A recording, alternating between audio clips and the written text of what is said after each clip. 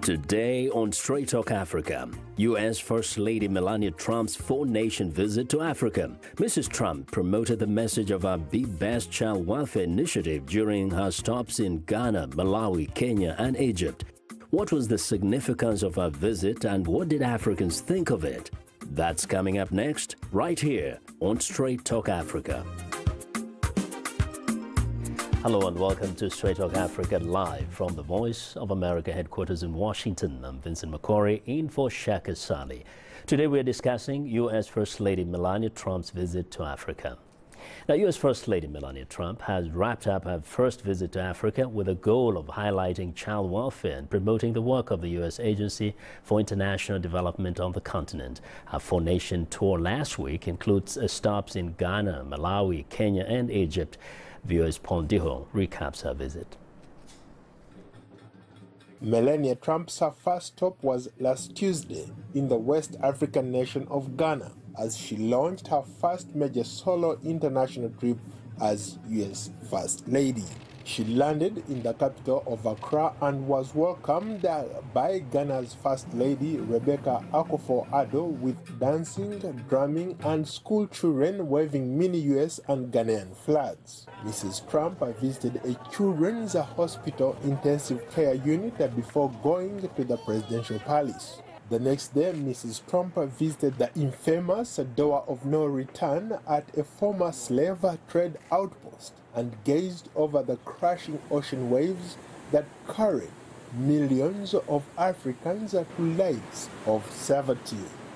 Earlier, Mrs. Trump visited a fence-mending palace where a regional tribe leader granted her permission to tour the palace. The ceremony was held inside Obama Hall, a building on the palace grounds that was renamed after former U.S. President Barack Obama's visit in 2009. On her second leg of the trip, Mrs. Trump flew to Malawi upon her arrival at Kamuzu Banda International Airport. She experienced a different view of educating children as she visited Chipola Primary School in Lilongwe, the capital of Malawi. The school is among those that receive education assistance from the U.S. Agency for International Development, or USAID, including textbooks, but struggles with an enrollment of more than 8,500 students. I appreciate all the support you have given us. Thank you all. God bless you. God bless your families. And God bless the United States of America. Critics say while the First Lady highlighted USAID's work in Africa, the administration of President Donald Trump has been trying to cut the agency's funding by roughly 30%. In Nairobi, Kenya, Melania Trump essayed to the beats of African music as she was welcomed to an orphanage on Friday. She started her visit seeking to highlight conservation efforts by feeding baby elephants at Nairobi National Park and going on a safari there. One baby elephant made a sudden move on her and she momentarily lost her footing, but patting one's back and stroking the ear of another. Ironically, earlier this year, President Trump quietly signed an executive order allowing Americans to import body parts of African elephants, shot for sport from Zimbabwe and Zambia, and encouraging wealthy big game hunters to kill the threatened species would help raise money for conservation programs. President Trump's adult sons, Donald Trump Jr. and Eric Trump, are trophy hunters. Interior Secretary Ryan Zinke, who oversees the agency that lifted the ban, also is an avid hunter. Smiling for the cameras in the shadow of the Egyptian pyramids, the U.S. First Lady Melania Trump wrapped up her four-nation Africa tour in Egypt. Paul Diho, VOA News, Washington. Well, thanks a lot, Paul, for that report. Joining us now are our three guests in studio with me is Amira Woods, representing the organization Africans Rising for Justice, Peace and Dignity, International Working Group member, and a VOA's White House correspondent, Patsy Widakuswara. And we hope to be joined by phone from Lilongwe, Malawi, by Benedicto Kondowe. He's a human rights advocate and executive director for Civil Society Education Coalition. A very warm welcome to both of you for now. Great to be with you. Nice to see you hosting. Well, it's a pleasure. Now, let's start with Patsy, because you traveled with the First Lady. Right. First, how was the reaction as you moved from country to country on the ground? Well, first of all, let me say it was a very exciting but also challenging trip, because this was a lot of countries in a short time. Yeah. If you're asking me about the reaction of the people there, I would say there are four camps.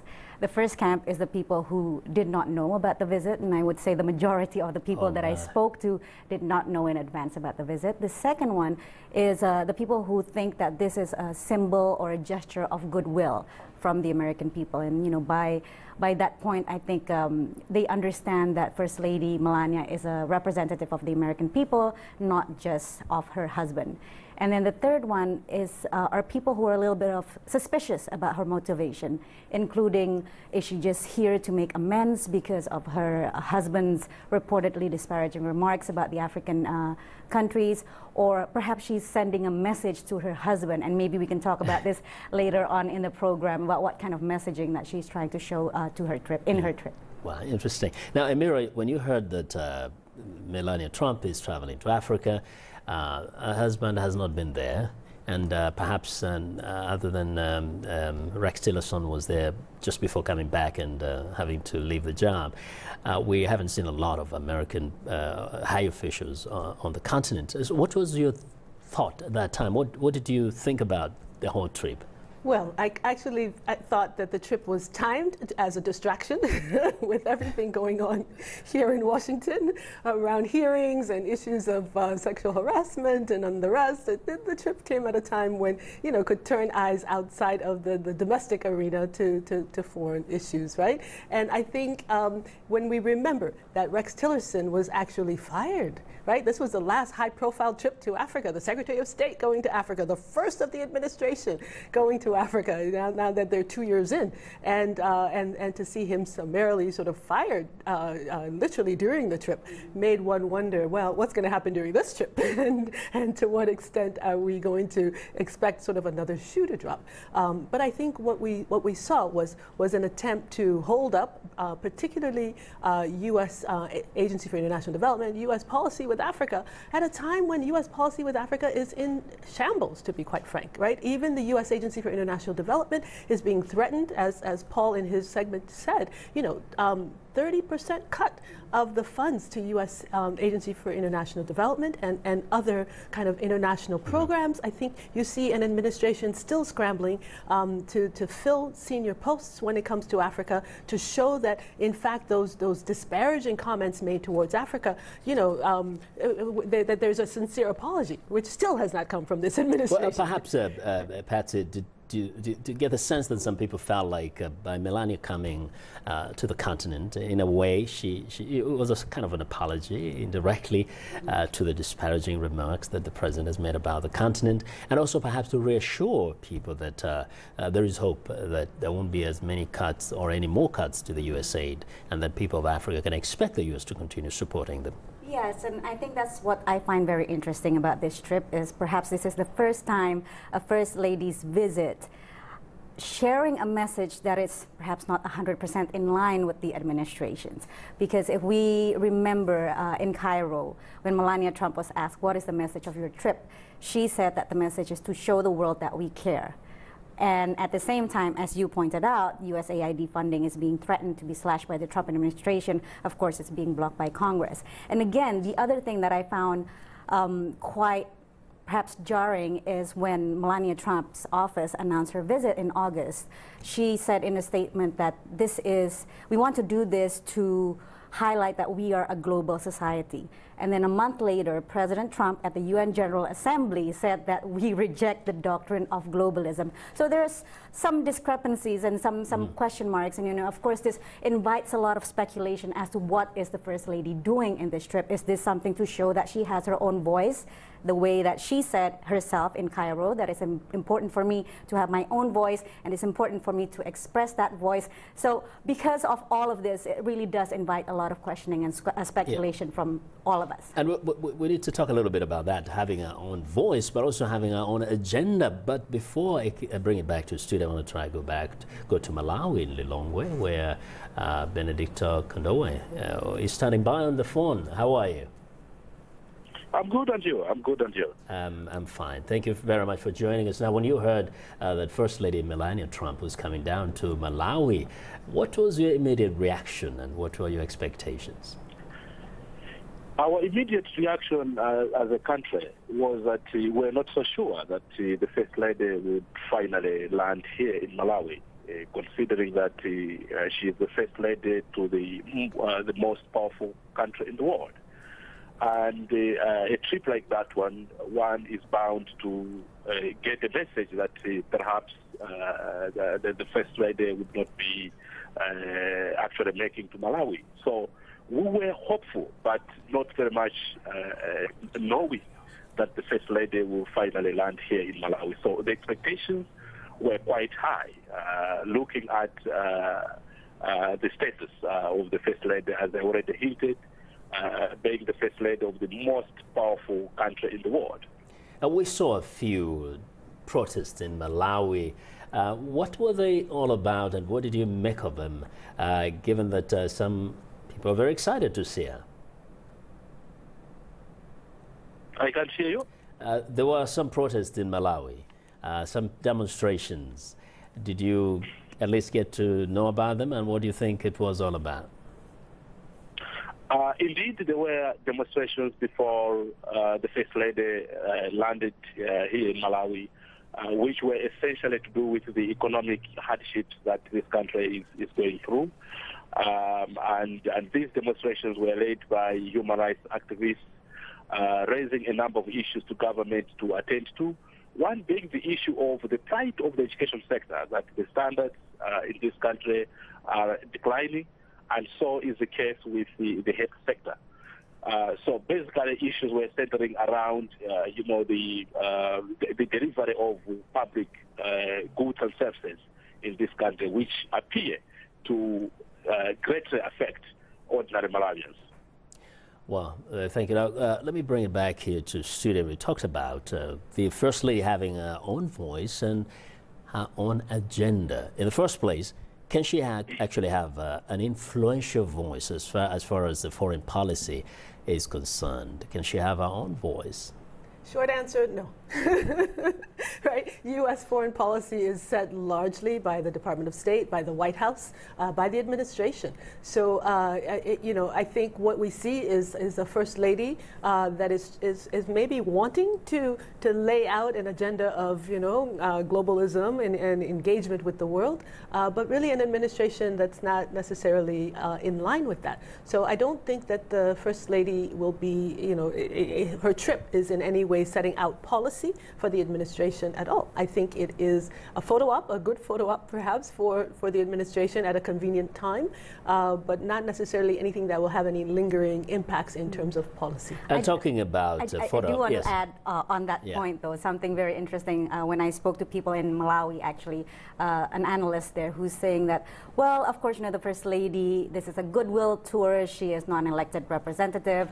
Perhaps she doesn't have any say in foreign policy, but you never know about bedroom politics. That was his statement. And then he also said that perhaps one of the other things that she can do is basically to give President Trump some sort of enlightenment in terms of looking at Africa in a more nuanced way, rather than this perhaps not very well defined context right now, which is just to look at Africa in the sense of countering China's influence or helping the fight against terrorism or just as a humanitarian aid. So maybe this will give some color or nuance. Of course, this is the hope of people that I spoke to there. Whether or not it's true, it remains kind of a softer side of foreign policy here. But if I may stay with you, Patsy, you know, the media, especially the American media, of course, it didn't seem to actually recognize. Perhaps they emphasized that part, that there was not so much of a voice and an agenda here, because they focus so much on a fashion, the hat, the hats and all that. Well, let me just say that, first of all, the White House did not give a lot of information in advance of this trip. They were very, very guarded about the itinerary. They were giving us reasons, for example, like security. But, you know, normally when we go on trips like this, itinerary is given in advance for planning purposes. So the White House did not do this in advance and did not give us a lot of information about what she will be doing other than bringing her Be Best message to Africa. So in terms of substance, there was not a lot for us to report. So perhaps that is one of the reasons why the media is focusing so much on the First Lady's fashion choice. Granted, Melania Trump herself said, please look at what I do, not what I wear. But if we look at the entire trip, I think it's very clear that each outfit was also well thought out. She's, of course, an ex-model. She knows how to communicate through fashion.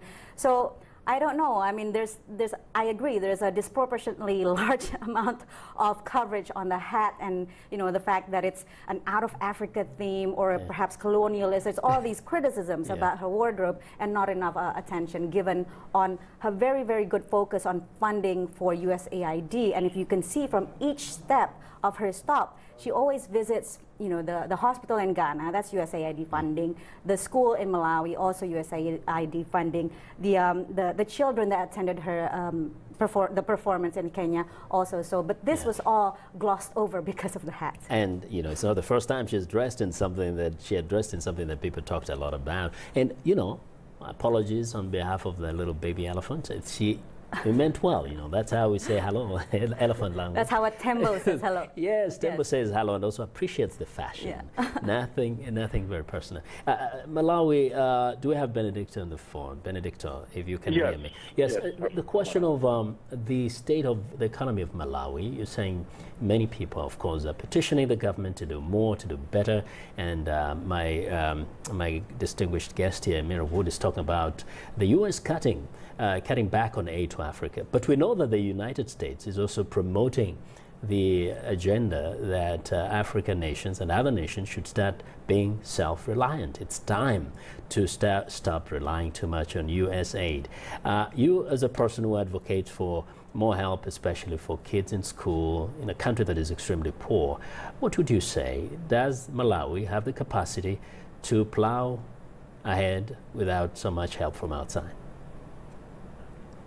I would be honest to say that Malawi on its own doesn't have the capacity to really see to it that the right to education is actualized by all within the context of not leaving anyone behind. I must admit that since 1994, we adopted free primary education, which was an effort to see to it that every school-going age child has an opportunity to go to school. Infrastructure-wise, it remained the same, nothing much changed. It meant that the schools became overcrowded because we did not add more on infrastructure. The number of teachers had also remained the same, meaning that the pupil-teacher ratio had gone quite high. And these are realities that as a country we're still trying to resolve. But also considering that the economy of Malawi is quite small, we have been unable as a country to make greater strides. And that's why from time to time we rely on humanitarian aid as well as development aid, budget support from cooperating partners. And that's where support from USAID among other international institutions available in Malawi become particularly important. You note that USAID, for instance, is supporting the National Reading Program, which is one of the biggest programs being supported in this country. The aim is to improve the literacy rate, which is quite critical because currently, statistically, the literacy rate is around 64%. which is quite on the lower side. So if we are to make progress, not just within education, but even in other sectors, I think it is particularly important for us as a country to pay significant attention to education, because if indicators in the education sector are impressive, they have the potential to transform other social sectors, be it in the health sector as well as in the education sector. And Benedict, it's good you mentioned the nation, Malawi, to pay attention to that very important objective. Amira, you know, you may make the argument that the United States needs to give more, but some people have said perhaps Trump will be good for the continent of Africa. It's time to scale down on foreign aid, because in so many cases, African leaders who are in positions have proved that they do not necessarily put so much of the good help, good aid that comes from outside into good use. Some have pocketed some of this money. Perhaps the US aid money may not easily get into their pockets, but like it's time for them to start having some sense of discipline and organize better, utilize their resources even better to show that they're maturing. The countries are growing. Yeah, well, a couple things on that, Vincent. First, I think we have to always remember that if you look at remittances, monies that are coming from the diaspora to the continent, remittances far outstrip aid and trade combined. Second, if you look at the outflows, the money's going out of the continent in capital flight to whether it's tax havens. We've seen now the Panama Papers, a series now of investigative reports, thanks to brilliant journalists around the world, including those on the continent, that have said more is flowing out of the continent than flowing in. So what is needed in places, whether it's Malawi or Ghana or Egypt or any of the countries, Kenya, is actually looking at those vital resources that are throughout the continent. You know, it is the oil, the liquefied natural gas, it is the mining. That is why Africa is so central, not only to the US and China, but to the world. So what happens is that, you know, those resources have to actually, you know, fuel the economies through its domestic resource mobilization. Which makes a case for people like President Trump that the continent shouldn't be looking outward, you know, all the time. It's time to start putting into good use the resources within the continent and manage them better so that you can fund education, you can fund health care.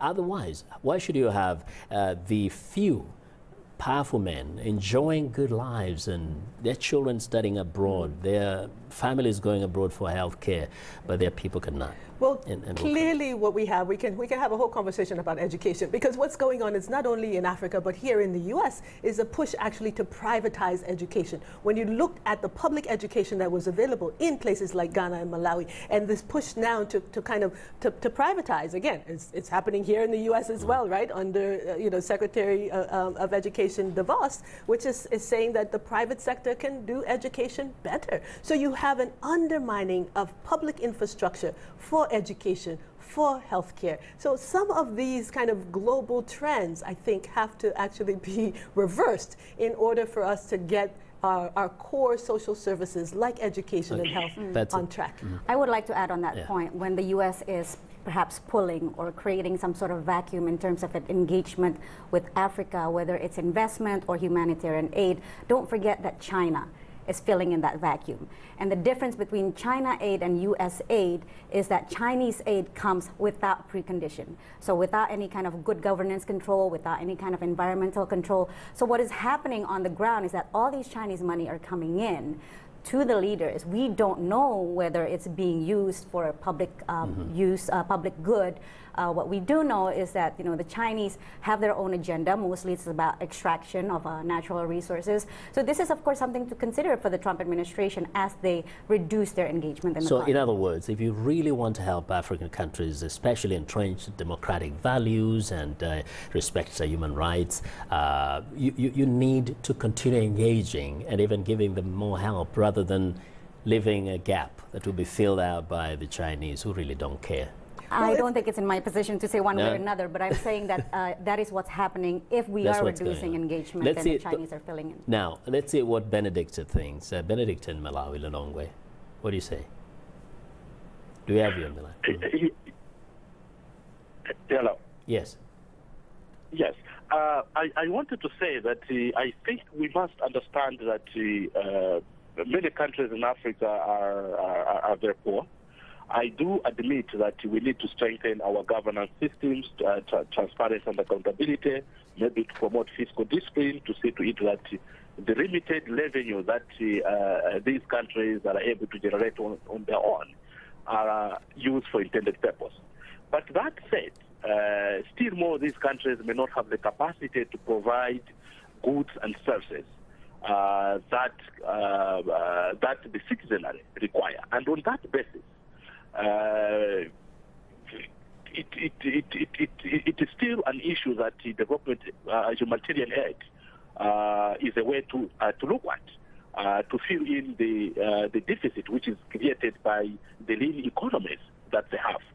So the need for continued engagement in a more mutual way is important. The mere fact that foreign aid is being reduced by the U.S. government does have a negative impact on many of the African countries. But beyond that, I would agree that we need to build stronger governance systems that will make sure that leaders are made to account and that resources which are generated locally are used for intended purpose, because that's the only way to go. Because with real economies, what is happening is that these countries are borrowing more, and whatever revenue these countries are generating, they end up being spent on actually paying back the loans which they owe these rich countries. So I think there's need to balance up.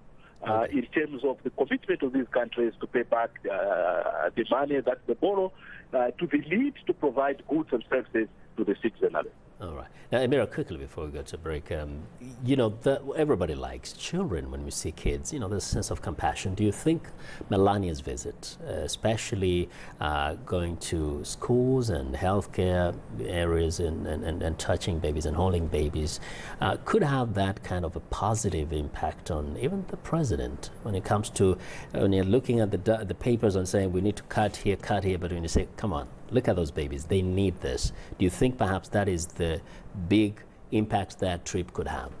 I wish I could say yes, but Vincent, I think we have evidence that it's not. We looked a short time ago of children in this country that are being separated from their families in this horrific immigration scheme that is holding families, including children, in detention.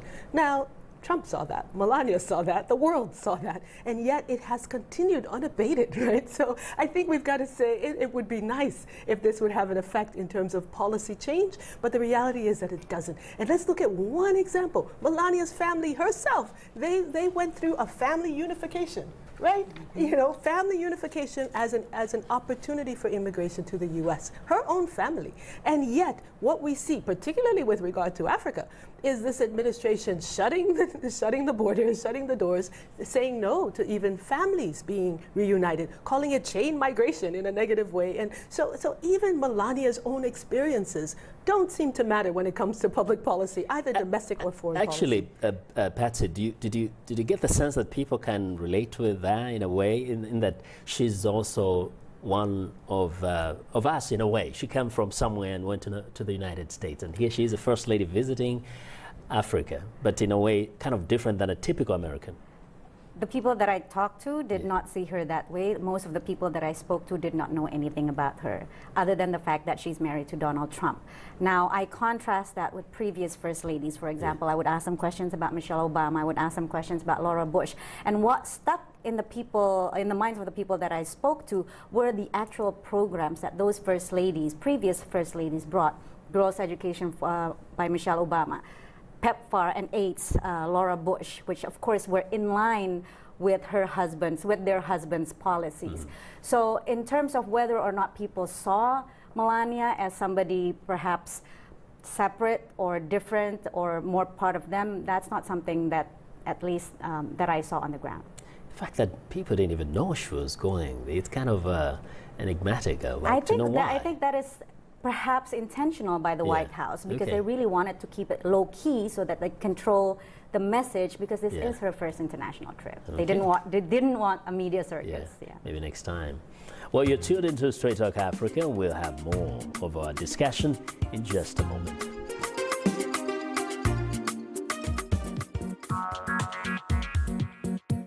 Like Voice of America on Facebook. Follow VOA on Twitter.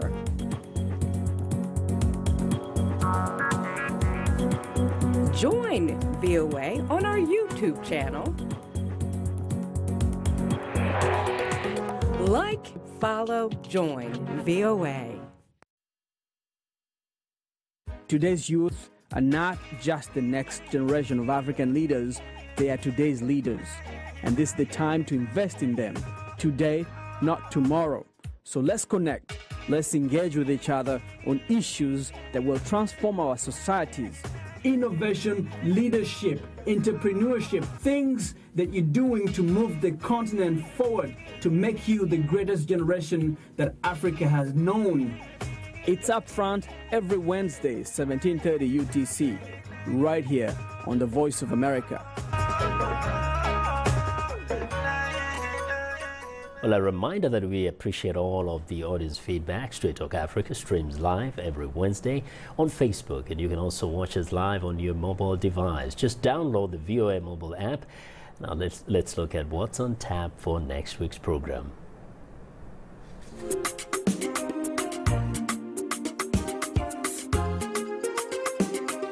On the next Straight Talk Africa, guest host Vincent McCory discusses Africa's land ownership and the challenge of land reform. We'll examine Africa's land redistribution and the fundamental issue of land inequality.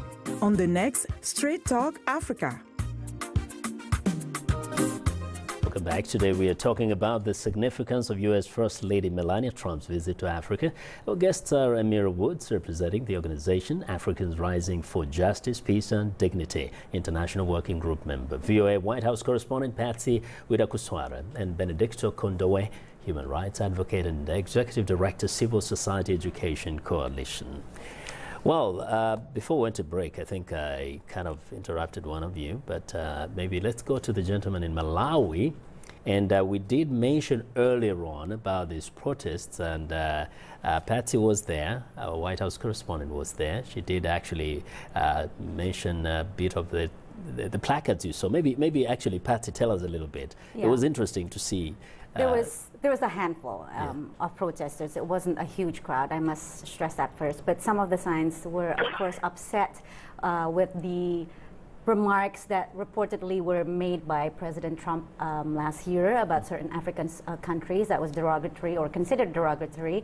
And then, of course, I think Malawians are also very upset about the planning to pull out funding for reproductive health from the USAID programs in 2017. So there was general anger, but by and large, again, most people did not know that the First Lady was coming to visit.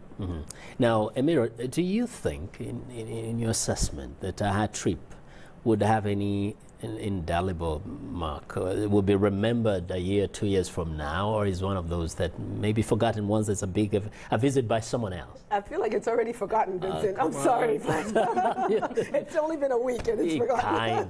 Yeah. But I think, you still remember the hat, though. People may remember the hat, that's true. But I do think that what we have is a president who has consistently made disparaging comments. It's not only the S-hole countries, but then it's also more at the UN, not this year, but last year, saying that his friends are in Africa getting rich. Right. You know? This was in front of an investment forum in front of African leaders. With African heads of state, right? So again, sort of undermining the power of African people to kind of determine their own future and all of these issues of, there are resources there, but it's for us to get rich, and almost ignoring the inequality that's being kind of fostered through these policies. And then more recently, for the president to then, for the first time, tweeting about Africa, to hold up a white supremacist comment about South Africa and farmers, land, you know, creating an issue that didn't exist in terms of people being killed, you know. So in some respect, you can say. Because he saw something on Fox News. So what you see is a president that's kind of off kilter, really, when it comes to Africa. And so the trip of a first lady going in to try to salvage that really does very little when the weight is so heavy on the negative end. And so I do think that the trip will not only not have very much impact on policy, but will also not very much impact people's consciousness of what's possible in terms of So perhaps US would it Africa help if the engagement. president goes and now he's accompanied by the first lady? Maybe it'll make I it do want to different. point out the fact that I think it is a little unfair to expect Melania Trump to undo all the damage that her husband has done. I don't think this trip should be considered as, you know, should be expected to counter all the past rhetoric. This is a goodwill trip, and by all accounts, this is a very traditional goodwill trip. You know, previous first ladies have done goodwill trips to Africa, has mostly chosen this kind of very friendly, warm, fuzzy topics, you know, children, maternal health, conservation. So she's doing this like previous first ladies have done. It's just that it's a very non-traditional administration. So having said that, I would also like to point out that yeah, I think there are a lot of you know, hurt and upset feelings when I talk to people on the ground, not just on the issues that you mentioned, but also the general perception is that the Trump administration does not have a very nuanced view of policies in Africa. Again, it's just seen as a counter to China to fight terrorism and also as humanitarian aid. I don't think there's a coherent strategy from the Trump administration to see Africa beyond humanitarian, to see it as strategic, to see it as economic. Now, granted, President Obama and President Bush did not really have a coherent African policy until later in their terms. So perhaps we'll see that later on. Now, but if I may go to Benedict in Malawi, we know that the First Lady came along with donation of donated books of what, 1.4 million to this school, which is said to have up to what, 8,500 kids. Now, with that kind of gesture, do you think that is what will stay in the minds of the kids, but also of the people of Malawi, that you know, she came and did something, and perhaps you wait for a follow-up from the U.S. government? Yes, let me state that one of the greatest challenges that we have in Malawi in the education sector is an adequate number of textbooks. And therefore, the donation that Mrs. Trump, the First Lady, had given to this country had come at the right time. Because if you look at the book-to-picture ratio for most of the subjects, it's 1 to 10 for some subjects. It's as high as 1 to 15. So that donation for us was quite timely. But more than that, we believe that Mrs. Trump was a symbol of goodwill. But beyond that, was a symbol of hope, especially among a girl child. Because one of the biggest programs that we have in this country is to do with girls' education. So really interacting, especially for the school that she had visited, but also the interaction that she had with the media, it was a big motivation for a young child to really see the First Lady getting to a school which, in our view, would attempt to turn around perhaps the perception that the U.S. government has about Africa. Of course, I must agree with the area speaker that there is quite little that Melania could do to fix damage that Donald Trump has done in terms of the negative perception or attitude he has had about Africa. But the mere fact that she was here for us, that was trying to portray a goodwill by the U.S. government, as well as the commitment of the USAID that we have in this country, about the commitment to see to it that we achieve the right to quality education in this country. Now, Amira, would we also say perhaps there is some correlation between her kind of significance on the continent, the significance of a trip, the impact of a trip, with her demeanor? She's kind of, when you look back, kind of different in the sense that she's quieter. She's not, you know, you wouldn't compare her to, say, other first ladies who may have been a bit more vocal right here at home. She's kind of more laid back. Would you say that maybe has worked against her in a way? Well, you know, I think it's hard following Michelle Obama, right? So yeah. I think Michelle Obama had her own voice, understood that voice well before she married Barack, well before she got to the White House, and was able consistently throughout her life to use that voice really to advance issues that are close to her heart. And so I think that's why you see even now Michelle Obama out there talking about the importance of voting in this upcoming midterm election. There are issues that are close to her she continues to raise. I think the issue with Melania is really, you know, she picked an issue around the anti-cyberbullying. Anti-cyberbullying at the time when her husband is doing all this bullying, right? Well, so I think it's not, it doesn't come off as genuine, you know, in either the U.S. context or in a global context. It invites speculation. Yeah, but Patty, and of course, then you pick up from there, and then you go to the Be Best. This Be Best kind of push. Did the kids or the people she was talking to kind of understand what she's trying to talk about and she's trying to promote? Well, first of all, she did not give a lot of speeches. She hardly spoke to press. I mean, she's giving an interview with ABC News that's about to be aired in a couple of days, but she spoke to press less than 5 minutes in Cairo. She spoke about a number of things, and she did say at that point, you know, she wants to bring her Be Best message. Let me just outline for the viewers who may not know. Be Best essentially comprises of 3 pillars. The first one is child wellness, the second one is anti-cyberbullying, and then the third one is fighting opioid addiction. So I suppose what she's trying to bring to Africa is the first one, you know, the child wellness. And I think this message does resonate in the countries that she visited, especially in Kenya, where the First Lady, Margaret Kenyatta, also has her Beyond Zero campaign of trying to eliminate maternal deaths. So whether or not her message was received, first of all, it wasn't communicated much. You know, like I said, the White House really wanted to keep this low key. They did not want a media circus. They want to control the message. So what we see are a lot of visuals, right? Visuals, Melania Trump with the children, with the elephants, with the pyramids in the background. But yes, like you said, I do agree that this is a very enigmatic First Lady. It is very difficult to understand what she's trying to communicate. It invites speculation. Is she trying to perhaps jab her husband with certain things that she does? Again, these are all speculations. Yeah. Now, Benedict, what's your take on that? Our way of communicating, perhaps being able to articulate the message to the people of Malawi on, you know, Be Best agenda.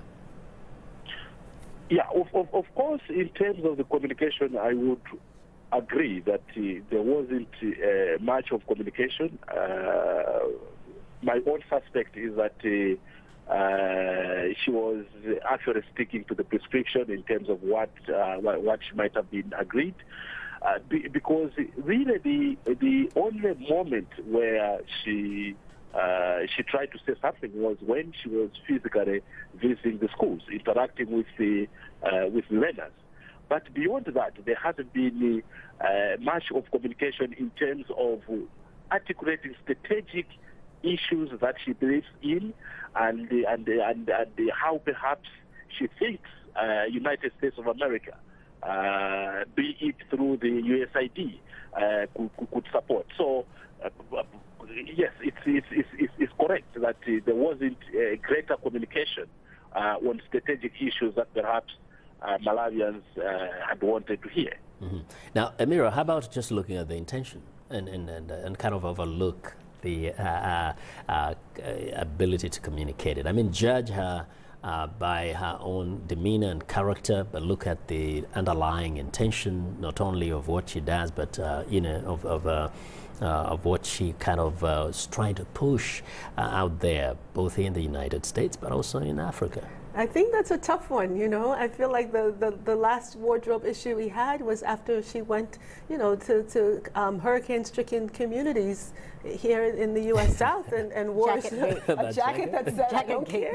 See, that's a deliberate, or she just didn't. You know, I mean, it's understand what it was all about. It makes you really question what is her message? Is it to undermine?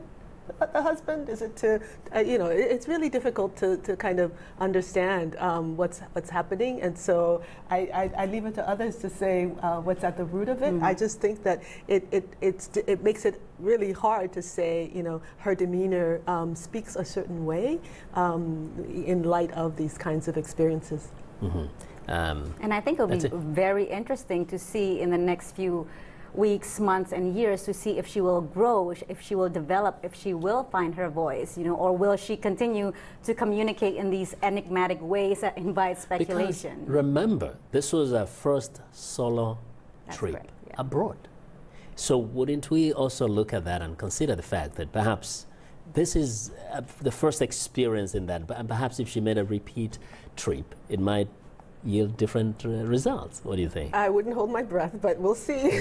And also consider the fact of her background. You know, this is not some senator's wife who grew up in a political background, who understands what is expected to be a politician's wife. She married Donald Trump when she had no idea that Donald Trump was going to run for president. And so she was thrust, perhaps, you know, somewhat against her will, into this position of First Lady. So it has taken her a while to fill in the role of First Lady. I think it took her over a year before she announced her Be Best campaign. So, you know, this is just the situation. She doesn't have the background of being like a lawyer or a typical politician's wife. So it's a kind of a different thing. Well, I hate to keep making comparisons, but Michelle Obama didn't expect to be married. She's a lawyer. She's a lawyer. And also she's a woman. She was a senator's wife. She's a senator's wife, but a lawyer. I think we have to acknowledge that. Benedict, in terms of actually self-reflection, when an American official or some personality from the U.S. comes to a country like Malawi, do you think it is a moment to kind of think about why it's important to start doing everything that we can as a country, as a continent, to be self-reliant, to improve, to do better than just to kind of keep looking out, looking up to some other kind of country or some other people for the development of the continent?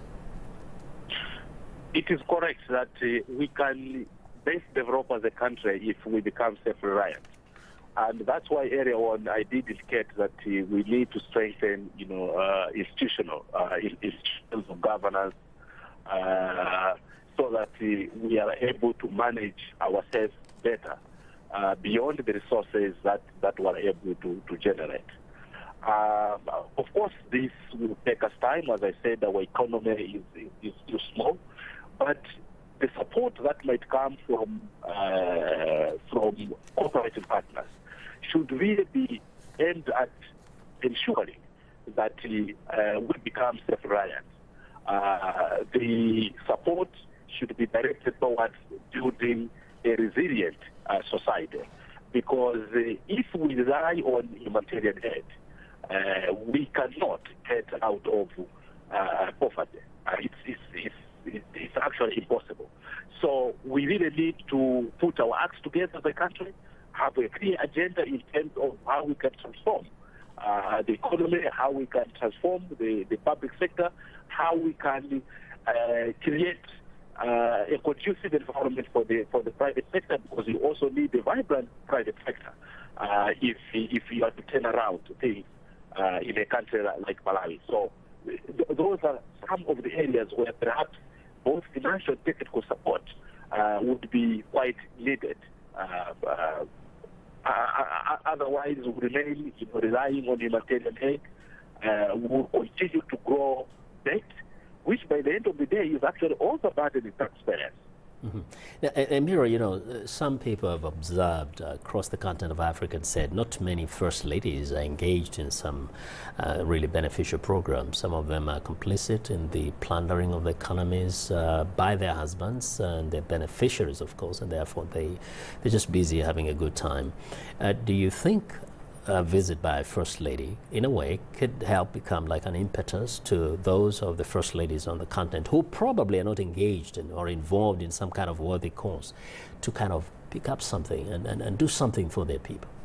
I mean, I think it varies depending on the country, but I think there are around the continent, some of the, it's not only the first ladies, but it's also looking at this increase of women's political leadership throughout the continent, where, women are stepping up to take on not only the first lady role, but the head of state role and cabinet level roles as well. So I think what we see is sort of women's political leadership that's heightening on the continent, and I think should be encouraged and spotlighted. And I don't really know how a trip of a first lady is going to impact that, but I think that has a much longer term impact in terms of particularly young girls and future leaders seeing their role in the political process. I mean, I think that's critical. Patsy? Yeah, I do want to add the point, though, that the people that I spoke to in Nairobi saw Melania Trump's visit as a sign of support to Margaret Kenyatta's Beyond Zero program, which is to eliminate maternal health. So I think, no matter all the faux pas, all the fashion mishaps or speculations about motivation, we do have to highlight the fact that this is a goodwill trip, and it did generate goodwill, and it did make people feel good that, somebody, the wife of the American president, came to visit their country and gave them attention. In particular with Kenya, Margaret Kenyatta's program, that has been a very successful program, or seen as a very successful program. It is in line with Melania Trump's agenda of child wellness. So I thought that was one country where the message perhaps resonated the most. I mean, I think, again, we're spending our time focused on, wasn't it nice that she went to the schools? But and it was nice that she went to the schools. But I think the reality is that you have U.S. engagement on the continent, especially if you look at countries like Egypt, through the U.S. military in very dramatic ways. Yes. Even if you look at Kenya, yes. So the U.S. military is expanding not only its footprint on the continent, but also, sort of expanding its use of drones and private military contractors and private intelligence contractors across the continent. Yeah. So I feel like we're almost, we're kind of being dangled this nice little picture There is when really, there's this deeper, much more long-standing and detrimental engagement that's happening that far outstrips anything that USAID ever could do, both in terms of funding and political weight with this administration. And, so I think we've got to kind of pull back the lens and understand that this administration is actually fully engaged in Africa, both in terms of the extraction of resources and in terms of the military expansion in ways that we didn't quite see in the photo ops. There is another element of this equation that we haven't touched upon, which is U.S. policy in Africa through the United Nations. Now, we just had a big moment this week. Nikki Haley is resigning at the end of the year, but don't forget that she, in her visit in 2017, was also able to interact with African leaders and got all the some of the demands that she wanted, including with President Joseph Kabila. She demanded elections, and then 2 weeks later, he announced his long overdue election. So there are still ways where the U.S. can be involved and engage and come out with good solutions or something beneficial for the people. But again, this is something that's a big question mark for now, especially we don't know who is going to replace Nikki Haley. Speculation is Ivanka Trump or some other people, and we'll know in two or 3 weeks. Well, clearly, in South Sudan, right? Definitely. In South Sudan, when the arms embargo that she announced. And so the question is, does that represent the administration's policy going forward? Or, well, we'll wait and see. But I want to go to Malawi and Lilongwe. Benedicta, in terms of, you probably listen to conversation here, but we're looking ahead and just wondering, for example, in terms of the real lasting impact of the First Lady's visit to Malawi. In terms of the influence, I talked about a little bit of how it could inspire. How would you compare what the First Lady of the United States is doing with some of the programs? Perhaps the First Lady of Malawi, perhaps is a challenge to her, what she's doing on the ground. What do Malawians know about the First Lady's engagement? I would say that the First Lady of Malawi is doing a number of programs, especially those focusing on a girl child, through her foundation, the Beam Foundation. And that's why perhaps the coming of Melania to Malawi is a great boost. And we hope that it will give the motivation to the First Lady to do a bit more than what she's currently doing, but also to engage the President on the kind of support that his leadership may need to provide in order to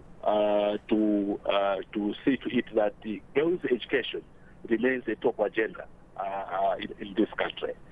But more than that, I think the issue of sustainability and really growing the economy is also something that as a country we are deliberating upon. Not just on the point of view that we need to fight against corruption, which is also another deterrent to the economic development of this country, but also to see to it that whilst we provide conducive environment to the private sector, we must also desist from providing tax incentives which are harming the economy, but more so to also deal with the issue of tax evasion. So this would entail strengthening institutions like the Anti-Corruption Bureau, the Finance Intelligence Agency, among others. Well, thank you, Benedict. And you know, Mira, you did mention, the United States is actually engaged in Africa. People have to understand, just because it's scaling back on USAID, for example, funding, it doesn't mean it's not engaged. But hasn't it always been about strategic interest, first and foremost, about whatever resources they can benefit from? Is it up to the U.S. to focus on what is important to the African countries, or the responsibility of African countries to push hard and insist on engagement that is more beneficial to them than benefiting the Western powers? I would say, Vincent, both and, not either or for those questions. I think first you have to have African countries setting their own agenda, and I would say, to add to what Benedicto had said before, it is not only the self-reliance, but it's the inter-reliance, the African Union bringing regional opportunities for trade, for investment, for development. I think that's critical. But I think the U.S. in a global world has to do better, and the U.S. has to actually it's understand. About interest that is look, China, Patsy, China is investing heavily across the continent. Some people feel like China has literally colonized the continent. Who is setting the agenda? Isn't it China? I think, we are living in a time with an administration that's very clearly saying America first. Yeah. And that is a policy that is translated everywhere in the world, not just in Africa. We see the U.S. pulling out of agreements from TPP to Paris to all sorts of things. So we are in an administration that is very nationalist, is very anti-globalist. This is very clearly stated by the president at the UN General Assembly in September. We reject the doctrine of globalism. Yeah. So there's no question about that, right? So it's just on the ground, what might that imply? What might that impact? And so going back again to the First Lady's visit, will it make a lasting impact? We have to look at it from a broader point of view of policy. If we look back to previous First Lady's visit, for example, Clinton, she brought with her her husband's agenda of polio eradication. She made several trips. Laura Bush brought the agenda and the platform of anti-AIDS, and also $1 billion package from the Bush administration. Michelle Obama with girls' education. So those trips made a lasting impact because there's this big policy and big funding behind it, and the programs continued way after the First Lady left the country. I don't think that's the case with Melania Trump's visit this time. Okay. So, just in a few words as we end the program, what do you think the United States needs to do now in that reality of America first? How can Africa leverage itself, and what is it that you think America should do? Well, I think first and foremost, an apology is still needed from Trump himself. I think that is what many countries have said.